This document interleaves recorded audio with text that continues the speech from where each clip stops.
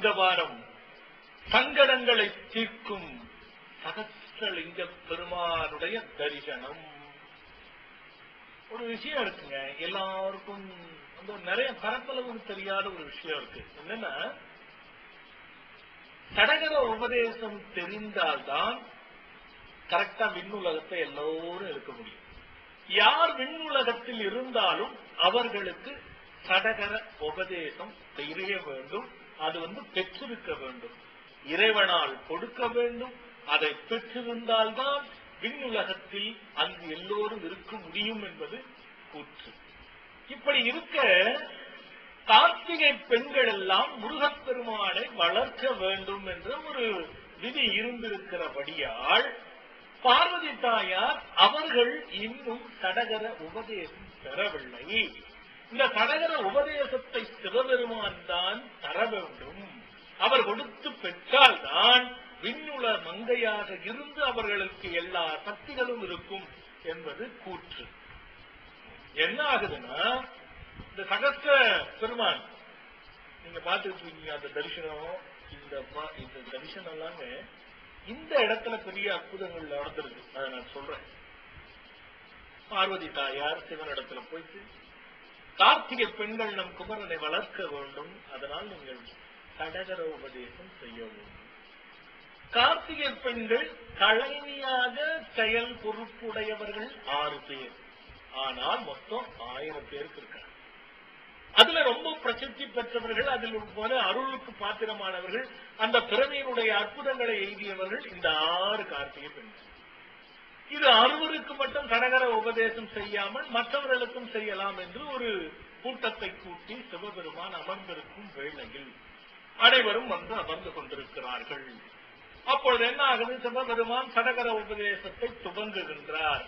துவங்கும் வேளையிலே எல்லோரும் அதை உன்னிப்பாக கேட்டுக்கொண்டு காதிலே வாங்கிக் கொண்டிருக்கிறார்கள். ஆனால் இந்த கார்த்திகை பெண்கள் மட்டும் சற்று வேடிக்கை பார்த்து விடுகிறார்கள். அப்பொழுது என்ன ஆகிறது, பெருமான் சிவபெருமானுக்கு கோபம் வந்து விடுகிறது. கோபம் என்ன செய்கின்றார், நீங்கள் எல்லாம் கல்லாக போய்விடுங்கள் அப்படி என்று சபித்து விடுகிறார். இது என்ன, இது ஒண்ணுமே புரியல, திடீர்னு கல்லா போயிடுறாருன்னு கல்லா போயாச்சு. உடனே பார்வதி பெண்ணை கண்டா ஒரு பெண்ணுக்கு இயற்கையாவே அந்த பரிதாபம் ஏற்படும் இல்லையா? பார்வதி மாதா, ஐயா, ஐயனே, என்னை ஆட்கொண்ட பரம்பொருளே, எதுக்கு நீங்க இந்த மாதிரி சமைச்சிட்டீங்களே, அவங்க தெரியாம ஏதாவது பண்ணிட்டு இருக்கலாம், சாப விமோசனம் என்ன சொல்லுங்க என்று நான் 1000 லிங்கமாக வடிவெடுக்கின்றேனோ அன்று இவர்களுக்கு சாப விமோசனம் அப்படி என்று சொன்னார். பல 100 ஆண்டுகள் பொறுத்துதான் இந்த சகஸ்ரம் 1008 லிங்கங்களாக அவதாரம் செய்கின்றார் சிவபெருமான். அப்பொழுது கார்த்திகை பெண்களுக்கு சாப விமோசனமாகி மீண்டும் கார்த்திகை பெண்களாக மாறுகிறார்கள். அதுதான் இந்த சகஸ்ர லிங்கத்துல ஒரு கதையில ஒரு பகுதி. இது மாதிரி நிறைய இருக்கு சகஸ்ரலிங்கத்துக்கு. இந்த பெருமானுடைய தரிசனமே இப்ப நீங்க பார்த்துட்டு இருக்கும் பொழுது என்ன விஷயம்னா, சடகர உபதேசம் விண்ணுலகு உள்ளவர்களுக்கு, சகஸ்ர தரிசனம் மண்ணுலகில் வாழ்ந்து கொண்டிருக்கக்கூடிய நமக்கு நல்லருளை எல்லாம் மாறி வழங்கி, எந்த சாபங்கள் இருந்தாலும் அந்த சாபத்தை அகற்றி நல்லருள் புரிய வைத்து இனிமையான வாழ்க்கையை வாழ வைக்கின்ற தத்துவத்தை இந்த 1008 லிங்கங்கள் புதைக்கப்பட்டிருக்கிறது. ஒரு மனிதனுக்கு துவார சக்திகள் தான் உயிரை இயக்கிக் கொண்டிருக்கிறது. என்ன விஷயம், 9 துவாரங்கள் போக 1008 கூட்டினாலும் 9 தான் எப்படி போட்டாலும். ஆனால் 96, 97 தத்துவங்களை இந்த உலகம் சுமந்து, இந்த நாடும் சுமந்து, அந்த விண்ணும் மண்ணும் எல்லாம் சேர்ந்து 97 தத்துவத்தில் உலகம் உழந்து கொண்டிருக்கிறது. இந்த 97 தத்துவங்களினுடைய ஒரு மிகப்பெரிய மகா கூற்று 1008 அவதாரமாக வீற்றிருக்கக்கூடிய இந்த லிங்க சமர்த்தி என்று பெயர். ஒவ்வொரு மனிதனுக்குள்ளேயும் பலவிதமான வேறுபாடுகள். 5 மனிதர்கள் ஒரு இடத்தில் ஆண் பெண் இருந்தாலும் கூட 5 பேருக்கும் ஒரே குணங்கள் நிச்சயமாக இருக்கா. வேறுபட்ட குணங்களோடு தான் இருப்பார்கள், வேறுபட்ட வடிவத்தோடு தான் இருப்பார்கள். அப்படிப்பட்டவர்கள் மனித பிறப்பு. அதே மாதிரிதான் தேவர்களுடைய பிறப்பும். ஆனால் சிவபெருமானுடையது மட்டுமே எங்கிருந்தாலும் எத்தனை கூற்றுகளாக எத்தனை ஆயிரம் அவதாரங்கள் எடுத்தாலும் லிங்கம் லிங்கமே என்ற ஒரு பெரிய அற்புத தத்துவம் உள்ளது. அதுபோல் நமக்கெல்லாம் இந்த சடகர உபதேசம் பெற வேண்டும் என்ற எண்ணம் கிடையாது. எந்த ஒரு பக்தி செய்யும் பொழுதும் இறைவனை வணங்கும் அவரவர் எந்தெந்த கடவுளை வழிபடுகிறீர்களோ அந்தந்த கடவுளுடைய சக்தி நமக்கு கிடைக்க வேண்டும் என்றால் இந்த உபதேசம் நமக்கு தேவை. என்ன தேவை? சங்கட நிவாரணமாக உபதேசம் நமக்கு தேவை. அப்போ நமக்கு இந்த சங்கடங்களை தீர்க்கக்கூடிய அந்த உபதேசம் நமக்கு தேவைப்படுகிறது.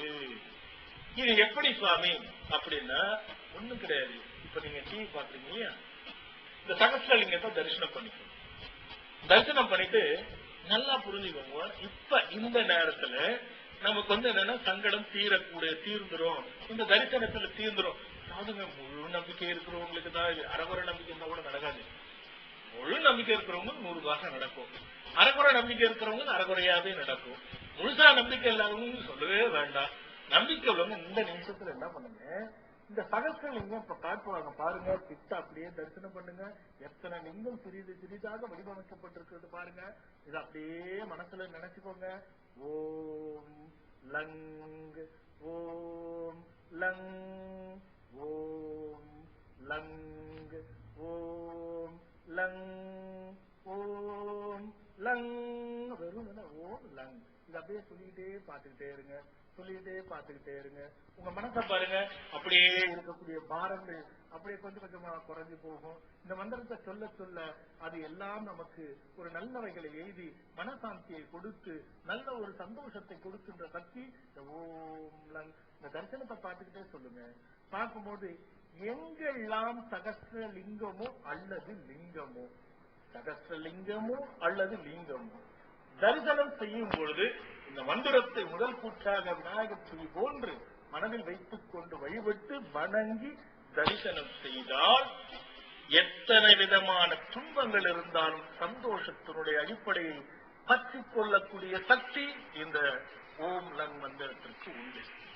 இது என்ன சகஸ்ரத்துக்கு இப்ப சித்தர் வகையில தத்த வித்தை சத்து சித்து பரமாத்ம பரமானந்தம், சத்து சத்து சித்து சச்சிதானந்தம், சித்து சத்து பத்து வித்து பத்து ரூபகாருண்ய நித்த சொரூபம் சிவபெருமான். சித்தர் எல்லாம் சிவபெருமானை நான் சொன்னது போல நித்தமாக வணங்கி நல்ல ஒரு அற்புதமான நிலையை எய்தார்கள். அதாவது என்னன்னா ஒவ்வொன்றுக்கும் ஒவ்வொரு ரகசியங்களை சித்தர்கள் கண்டுபிடிச்சிருக்காங்க. அகத்திய பெருமான் சகஸ்ரலிங்கத்துக்கு பலவிதமான விஷயங்களை நமக்கு சொல்லியிருக்காரு. அதுல என்ன சொல்றாருன்னா, சகஸ்ரலிங்கத்தை யார் ஒருவர் தழுவுகின்றார்களோ அவனுக்கு பக்தன் நித்தன் முக்தன் என்ற நிலை ஏற்பட்டு விடுமா. பக்தன் முக்தன் நித்தன் இந்த நிலை ஏற்பட்டு விடுமா. பக்தனாக ஆகிக்கொண்டால், பக்தனாக ஆகிவிட்டால் அவனுக்கு துன்பம் இருக்காது. அவன் நித்தமாக வாழ்வான். மனிதனாக இருந்தால் கூட அவனுக்கு முக்தி நிச்சயம். இதுதான் பக்தன் நித்தன் முக்தன் என்று பொருள். இதை ஆராய்ச்சி பண்ணி மக்களுக்கு கொடுக்கணும் அப்படிங்கிறது ஒரு விஷயம். இப்ப சின்னதா ஒரு சக்கரம் வருது, இதை எழுதுங்க. முதல்ல ரொம்ப சிம்பிளா தான் இருக்கும். இந்த சக்கரத்தை எழுதுங்க. இந்த சக்கரத்தை அழகா வரைஞ்சுக்கோங்க. ஏன்னா சாதாரணமா வீட்டுல பூஜை ரூம்ல இந்த கோலத்தை போட்டு அதுக்கு ஒரு மந்திரம் வருது பாருங்க. அந்த மந்திரத்தை படிச்சா பக்தி நித்தமாக முக்தி கிடைக்கிற அளவுக்கு அந்த மந்திரம் இருக்கும். இந்த சக்கரத்தை வரைஞ்சு பண்ணணும்.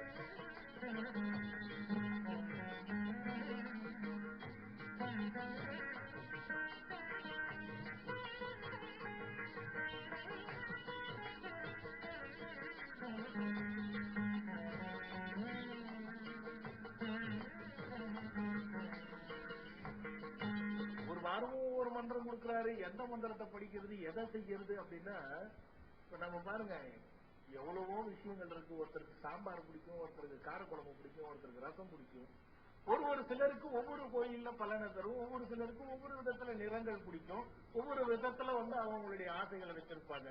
அதுபோல யாருக்கெல்லாம் எந்தெந்த மந்திரங்கள் படிக்கும் பொழுது எளிதிலே பலன் கிடைக்கிறது என்பது தெரிகின்றதோ அவர்கள் எல்லாம் அந்த மந்திரத்தை கெட்டியாக பிடித்துக் கொள்ளுங்கள். அதே மந்திரத்தை சொல்லிட்டு இந்த சக்கரத்தை எழுதி இந்த சகஸ்ரலிங்கத்துடைய அற்புத பீடமான மந்திரம் இது. சித்த புருஷர்களால் வரையப்பட்ட ஒரு அற்புத மந்திரம்.